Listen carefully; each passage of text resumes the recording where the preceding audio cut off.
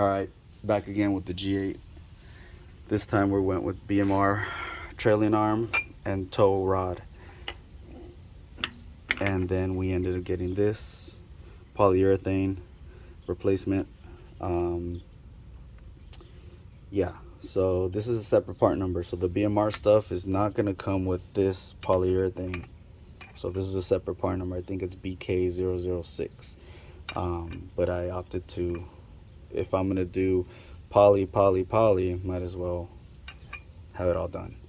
As you can see, it's all done. It's in there. Poly on the bottom, poly, yeah.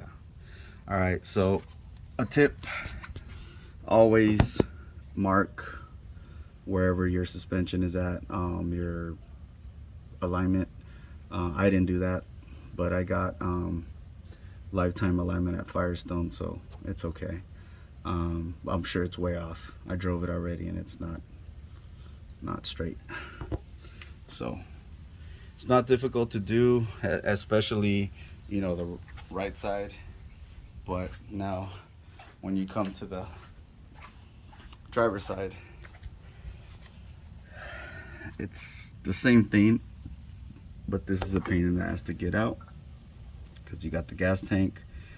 With the OEM stuff, you're able to force this out, put, you know, screw loose or WD-40, whatever, and get us some vice grips and push it as hard as you can, bend this, and then it'll come out.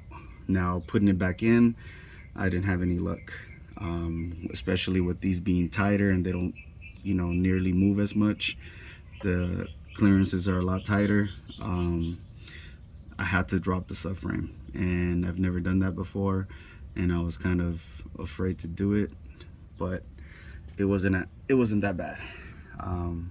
As you can see, everything's installed already. Poly on there, and backing out the, you know, the rubber, it isn't difficult either. To take this guy out, it wasn't difficult. I basically ended up using, let me show you guys. All right, so here's the setup I used. A big ass C-clamp, socket, big enough. And as you can see, it's not even that big. See, this needs to be bigger. But I made it work. And then just like this, and obviously open the C-clamp and push away, and yeah, this guy just starts to come out and in there. It's supposed to go in there, but obviously it has the lip. I guess if you cut the lip off, then it'll just go right in there, but I just put a lot of WD-40 and just forced it in there, and yeah, it came out. The driver's side was easier.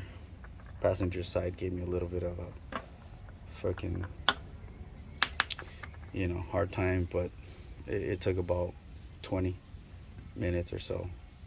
It definitely helps if you have an extra pair of hands, because while you're trying to get this lined up, and then you need to line it up and put this and open this, and yeah, but it could be done. One person, that's the way I did it.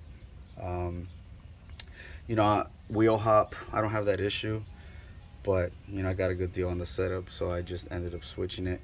I don't have high horsepower or anything like that, so this is probably overkill for my car, but nevertheless, you know, as enthusiasts, we like to blow money on our cars. And another tip, all right, so a couple of other tips. You know, there's a lot of videos. Camaro and the G8 is pretty much, you know, a lot of Camaro videos, not too many on the G8, but put this guy first, then line up that guy, then put the screw on there, and this would be the last one. That's the way I did it. That's the effective way. If you do this guy first, this won't go in, so you need this guy to go in, then that guy, then that one, then this guy. So that's the way I did it. I watched a couple of times the video, and yeah, I had a hard time, but I got it in there. Now, as far as dropping the subframe, it was my first time. It was kind of, I didn't really know what to do. There isn't really that much videos on a step-by-step of how to do it, but I guess it's pretty straightforward. So here we go. I backed that out. It says on the BMR website, it says to drop, to remove these and basically loosen the rear. The way I did it was I backed it out just enough, and then I put 2 or 3 threads back in there on both sides. This guy, I backed it out just maybe ½ an inch. The other one on the driver's side, my impact wrench died, so it didn't really even do anything. Maybe it just broke it loose, but that's it. Put a 2x4 on the diff, drop it slowly, and yeah, you're able to get this guy out. This is a pain in the ass. Like I said, you know, with the original stuff, you twist the shit out of it and you get a vice grips and you force it out. As you can see, it kind of, I don't think you could see, but it kind of, you know, scratched it a little bit. But yeah, so taking it out with the OEM stuff, it's possible without dropping the subframe, but putting it back on with this being so tight, and you know, the clearance is very tight, and that was not going to go in, especially in the angle that it is. It just was not happening.